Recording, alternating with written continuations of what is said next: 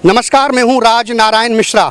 D news में आपका स्वागत है। आइए डालते हैं एक नज़र दिल्ली की खास खबरों पर। हम तो बस खत्म हो जाएगा अब से। लास्ट एक साल में जो हमारे साथ प्रशासन ने किया है कि हमारी अकेलेपन का उसने फायदा उठाया जी। एक बुजुर्ग व्यक्ति को देख लो, उनका घर है, ये जाते आते हैं नहीं, घर में रहते हैं और इनका लूट लो। हमारा पीएफ का सारा पैसा 1 करोड़ के करीब ले लिया उसने। मकान को किराए पे लिया 10 साल के लिए, उसने उस पर 3.5 करोड़ का लोन ले लिया जी। जो अत्याचार हमारे साथ हुआ है सर, अब हमारे पास कोई नहीं रास्ता है कि हम पार्लियामेंट के सामने बैठ जाएं और वहीं अपना आत्मदाह कर लें, क्योंकि मेरे पास वैसे भी खाने के पैसे नहीं रह जाएंगे। अब मुझे मेरे लिए आत्मदाह के सिवाय कोई रास्ता नहीं रह जाएगा। अब मैं एसीपी, डीसीपी, पुलिस प्रशासन सबके पास बहुत जा चुका हूं। अब मैं बिल्कुल जाने की स्थिति में नहीं हूं, क्योंकि मुझे आने जाने के लिए मेरे पास खर्च नहीं होते, खर्च के पैसे नहीं मेरे पास। नमस्कार, मैं हूं राज नारायण मिश्रा। आज हमारे साथ ऐसे बुजुर्ग दंपति हैं जिनको लगभग 4.5 करोड़ से ठगा गया है, और वो भी कैसे ठगा के आया है अभी हम उनसे बात करेंगे, आपको सारी स्टोरी पता लगेगी। लेकिन हाँ, ऐसे आए दिन हादसे होते रहते हैं, लोगों को ठग लिया जाता है, लेकिन पुलिस कोई एक्शन नहीं लेती है। आखिर क्या वजह है? ऐसे नटवरलाल आए दिन लोगों को ठगते रहते हैं, और वो जेलों की जो सलाखें होती हैं उसमें पहुंचने के लिए उनको बहुत टाइम लगता है। हमारे साथ एक बुजुर्ग दंपति हैं, अनिल कुमार, उनसे हम बात करेंगे किस तरीक़ा से उनके साथ ठगी हुई। 1 करोड़ रुपए का उनका पीएफ था, सरकारी नौकरी करते थे, 1 करोड़ रुपए का पीएफ था, वो ले लिया गया। उसके अलावा 3.5 करोड़ रुपए उनके जो प्रॉपर्टी के कागज़ थे उनको मॉर्गेज करके बैंक से, जिसमें बैंक पर भी इनका आरोप है कि बैंक की मिलीभगत से ये सारा उनको चूना लगाया गया था। उनसे हम बात करते हैं। अनिल जी, क्या मामला था? आपको कैसे ठगा गया, और कौन व्यक्ति है वो जिसने आपको ठगा? आप उसको कैसे जानते हैं? आदित्य प्रकाश ओशियो टूर ट्रैवल का काम करते थे। हम लोग रिटायर्ड दंपति थे, और हमारी कमजोरी के, हमारी अकेलेपन का उसने फ़ायदा उठाया जी। और हमें ये कहकर कि हम आपके बैंक में तो पैसे में इंटरेस्ट मिलते नहीं है ज़्यादा कुछ, आप हमारे साथ आ जाइए, हम आपको बैंक से बेहतर इंटरेस्ट देंगे। हमारा पीएफ का सारा पैसा 1 करोड़ के करीब ले लिया उसने। और मेरा मकान जो नोएडा 52 में था, उसने मकान को किराए पे लिया 10 साल के लिए, कि ये कह के कि हम 1 लाख रुपये आपको किराया भी देंगे और हम इस पे 50 लाख का लोन लेंगे। और 50 लाख का लोन कहकर उसने उस पे 3.5 करोड़ का लोन ले लिया जी। और अब वो भाग गए हैं, और वो हमें धमकी देकर गए हैं कि आप हमारा कुछ भी नहीं बिगाड़ सकते, आप पुलिस में जाएं, कोर्ट में जाएं, बैंक में जाएं, सब जगह हमारी बात हो चुकी है, आपका घर नीलामी होनी है। और ये नीलामी बहुत जल्दी होगी। मार्च के अंत में वो गए हैं, और आज 8 जून को मेरा घर नीलामी पे है सर। आपने बोला कि हमारे साथ इस तरीक़ा से ठगी हुई है, 3.5 करोड़ रुपए की ठगी हुई, और उसके साथ साथ 1 करोड़ रुपए आपका जो पीएफ था वो भी हड़प लिया गया। क्या आपने कभी पुलिस में शिकायत की? आप पुलिस में गए अपनी दरखास्त लेकर के?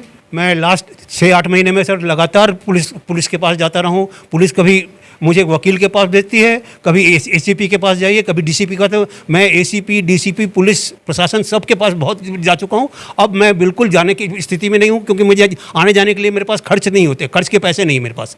अब मेरे पास मेरा पीएफ भी चला गया, हमें पेंशन नहीं मिलती, हम सेमी गवर्नमेंट के लोग हैं, हमें पेंशन नहीं मिलती सर। और हमें बिना सैलरी के हम कैसे सर्वाइव करें, हमें नहीं पता सर। हम तो बस ख़त्म हो जाएगा अब सर। अब ये बताइए, जैसे कि आप इतने दुखी हो रहे हैं, अगर आपको न्याय नहीं मिलता है पुलिस प्रशासन से, तो फिर अगला कदम आप क्या उठाएंगे, क्या करेंगे, कहाँ पर किससे गुहार लगाएंगे? लास्ट एक साल में जो हमारे साथ प्रशासन ने किया है, जो अत्याचार हमारे साथ हुआ है सर, अब हमारे पास कोई नहीं रास्ता है कि हम पार्लियामेंट के सामने बैठ जाएं और वहीं अपना आत्मदाह कर लें, क्योंकि मेरे पास वैसे भी खाने के पैसे नहीं रह जाएंगे। अब मुझे मेरे लिए आत्मदाह के सिवाय कोई रास्ता नहीं रह जाएगा। अब ये जो है, पार्लियामेंट के सामने मुझे परमिशन दिलवा दीजिए आप लोग कि मैं वहाँ आत्मदाह कर पाऊँ। देखिए, जिस तरीक़ा से ये बुजुर्ग दंपति हैं और ये बड़े भावुक हो रहे हैं, और जाहिर सी बात है भावुक होना स्वाभाविक है, क्योंकि जिसके साथ जो ज़िंदगी भर की जो पूंजी थी, जो खून पसीने की कमाई थी, वो लूट ली जाए और एक षड्यंत्र के तहत उनको बेघर कर दिया जाए, तो भला बताओ इससे और बुरे हालात क्या होंगे। अब नमस्कार, मैं advocate Neetu Verma, practising lawyer in Supreme Court. हमारे सामने हैं अनिल प्रसाद जी और इनकी पत्नी है किरण प्रसाद जी। एक बहुत बड़ा क्राइम के बुजुर्ग दंपति के साथ हुआ है। इनको महज डायरेक्टर बनाकर इनके साथ धोखाधड़ी करी गई है, और इनके घर को नीलामी की कगार पे लाके खड़ा कर दिया है। 2022 में आदित्य प्रकाश नाम का व्यक्ति इनको डायरेक्टर अपनी कंपनी में बनाता है, और कथित कुछ पेपर्स पे साइन करवाता है, जो कि एग्रीमेंट था 50 लाख का, और कैनरा बैंक से उस धनराशि को 2 करोड़ का करके इनके साथ धोखाधड़ी करता है। और नोएडा अथॉरिटी में अपने सिग्नेचर और अपना साइन कर कर और अपना मोबाइल नंबर चेंज कर कर इनकी प्रॉपर्टी को गिरवी रखवा देता है, जिसकी जानकारी इस बुजुर्ग दंपत्ति को बिल्कुल नहीं थी। बाद में जब बैंक का लेटर आता है तो इनको ये पता चलता है कि इनका 3 करोड़ का लोन है, जबकि जो कंपनी में डायरेक्टर के टाइम पे सारी फॉर्मेलिटीज़ होती हैं वो किसी तरीके की कोई फॉर्मेलिटीज़ नहीं की गई थी, ना ही कोई सिंगल पेपर इनको दिया गया था। 30 सितंबर 2022 को अकाउंट में 2 करोड़ रुपए कैनरा बैंक के द्वारा डिसबर्समेंट करा दिए जाते हैं, लेकिन कोई अप्रूवल्स नहीं, किसी तरीके की कोई गारंटी नहीं, किसी तरीके का कोई भी मसला सामने नहीं होता है। 6 दिसंबर 2022 को नोएडा अथॉरिटी का एक लेटर पास होता है। उस लेटर के अकॉर्डिंग 1 साल तक के लिए आदित्य प्रकाश, जो कि Osho tours and private limited के डायरेक्टर हैं, वो लोन ले सकते थे। लेकिन अंकल को इस गारंटी के बारे में कुछ भी नहीं पता है कि इन्होंने नोएडा अथॉरिटी से किस तरीके से अपने जाली सिग्नेचर कर कर अपना मोबाइल नंबर चेंज करके उसकी परमिशन ली है।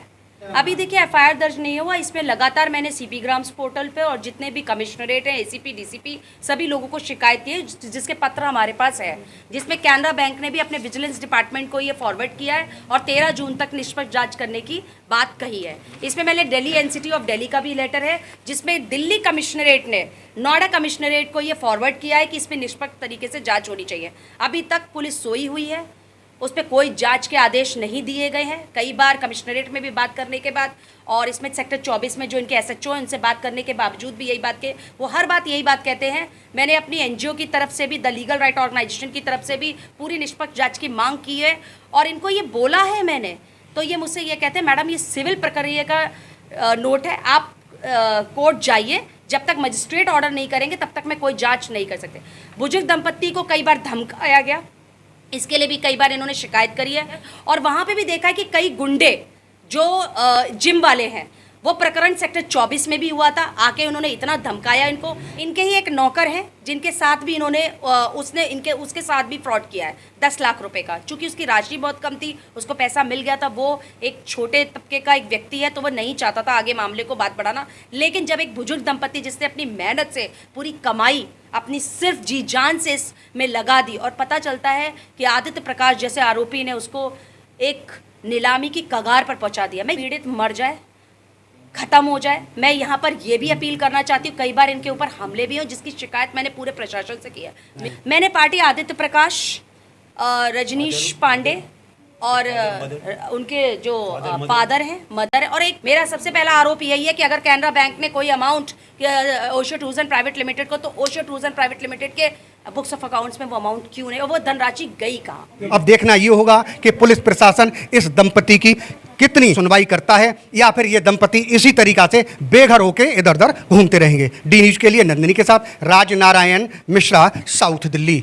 अगर आपने हमारे चैनल को सब्सक्राइब नहीं किया है तो सब्सक्राइब करें और बेल आइकन दबाना ना भूलें और हाँ, लाइक और शेयर ज़रूर करें।